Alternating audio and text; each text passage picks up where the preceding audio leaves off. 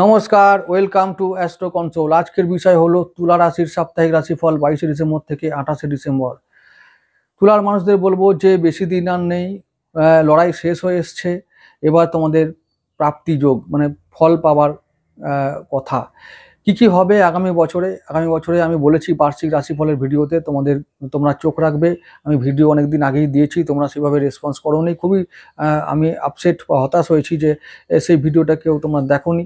তবে যদি জানতে চাও তো বিস্তারিত ভিডিও লিস্টে দেখবে, সেখানে আছে। তো এই সপ্তাহের কথা বলবো, যে এই সপ্তাহ 22শে ডিসেম্বর থেকে 28শে ডিসেম্বরের যে সপ্তাহটা বলতে যাচ্ছি, এই সপ্তাহটা কিন্তু ভালো যাবে তোমাদের। বেশিরভাগ দিন কটাই কিন্তু ভালো দিন আসবে তোমাদের। লগ্নপতি শুক্রের এবং রাহুর নক্ষত্র থাকবে বেশিরভাগ দিন কটায়, ভালো একটা সপ্তাহ কাটবে।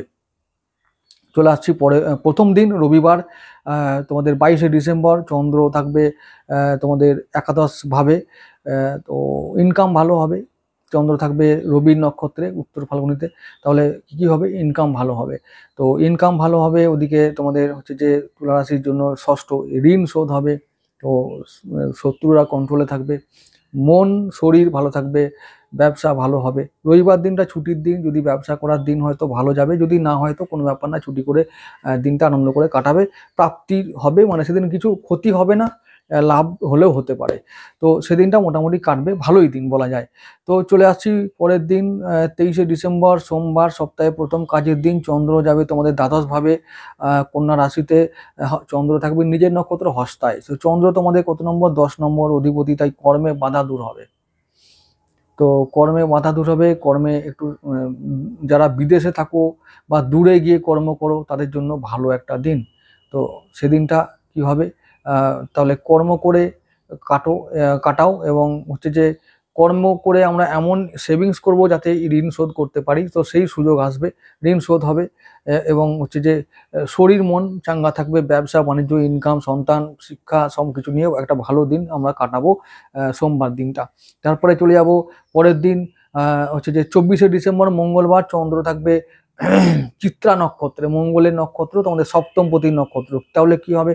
তাহলে ব্যবসা বাণিজ্য ভালো হবে, সেদিনটা ব্যবসা করে দিনটা কেটে যাবে। আর ওদিকে তোমাদের সেভিংসের দিন, মানে ধনপতির দিন, তাই সেভিংস হবে, সঞ্চয় হবে। দাম্পত্য সম্পর্ক ভালো থাকবে।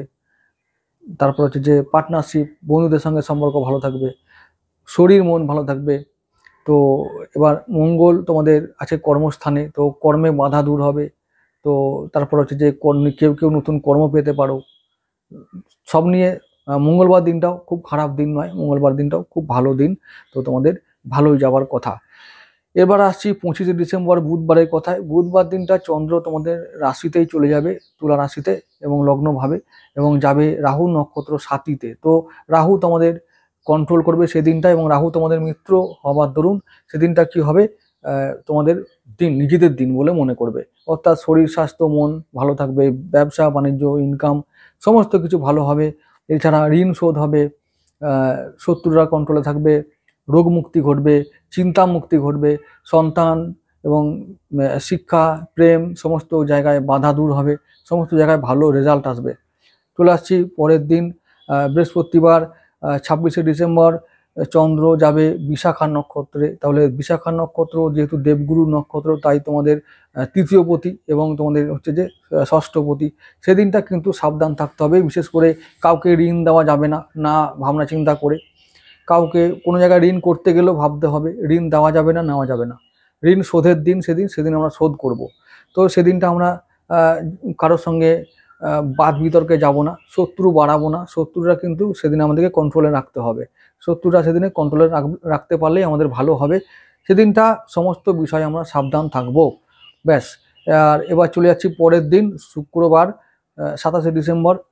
27শে ডিসেম্বর শুক্রবার চন্দ্র যাবে বৃশ্চিক রাশিতে, মানে তোমাদের ধনভাবে যাবে, অনুরাধা নক্ষত্রে, শনির নক্ষত্র। শনি দিনটা কন্ট্রোল করবে।